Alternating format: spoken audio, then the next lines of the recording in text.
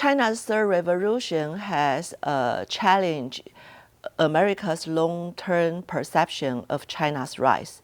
So in this session, we will first talk about the precondition for America's engagement policy toward China. And then we will talk about why Xi Jinping's third revolution has challenged this precondition. So the precondition of Americans' engaged policy toward China is that the United States want to integrate China into American-led globalization. If China has been integrated, China will be rich, happy, and loving Western countries. After almost 2 decades of reform and opening, we do see a lot of Chinese people become rich, happy, and loving Western culture. That is the so-called middle class. And but as it turned out, I think the Chinese Communist Party doesn't like this situation very much. Although there are a lot of Chinese people who now become rich and they really like the Western culture, but the Chinese Communist Party leader will think it is a threat to the party. They will call it the so-called peaceful evolution. So they don't want this happen. And this actually is very consistent with political science theory called modernization theory. For the modernization theory, the economic development will bring political liberalization and democratization to a country. So that is what may happen in China, and that is what the United States wish for. But it is not the CCP leaders' wish. And another theory from political science is so-called democracy don't fight each other.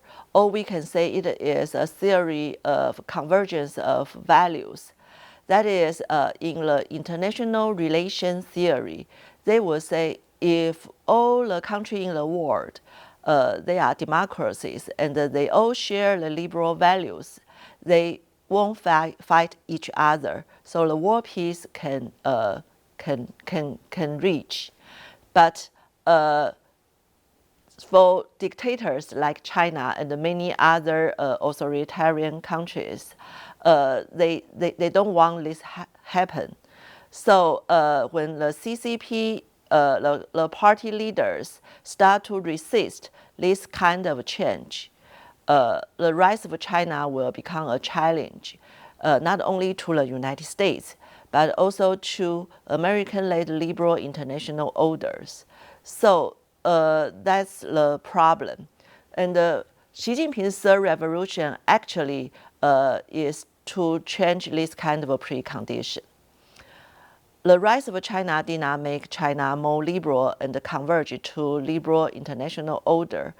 After the 1 decade of Xi Jinping's third revolution, China has become less liberal, and many liberal people have been cracked down or being removed from important positions.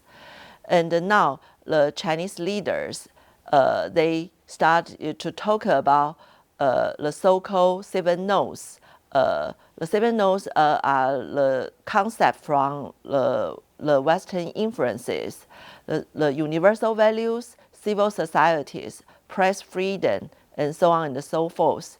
All these concepts are not allowed to talk about in high education system, in the college and the universities. And besides, after the year 2000 global financial crisis, China sees the U.S. as a declining power.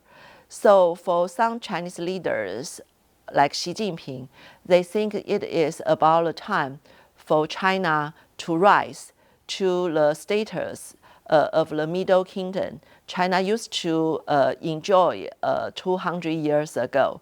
So they think China's rise may sometime to replace the United States. So from the United States point of view, the precondition for they to accept China's rise is for China to become more and more like the United States, to become a liberal country or a democratic country.